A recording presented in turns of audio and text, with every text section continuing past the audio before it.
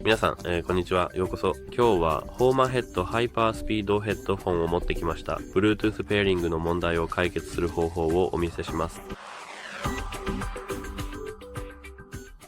ですので、ヘッドフォンの接続に問題がある場合は、まず Bluetooth を無効にしてください。そのためには Bluetooth に行ってこれを無効にします。しばらくしてから再度 Bluetooth を有効にして、うまくいったか確認してください。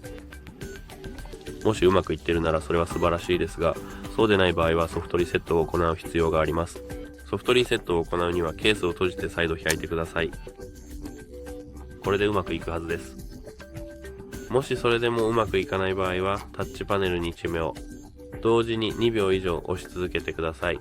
ヘッドフォンの電源を切るには、同じようにして再度電源を入れます。もしそれでもうまくいかない場合は、ワードリセットを行う必要があります。終わりです。やってればいけないです。さようなら。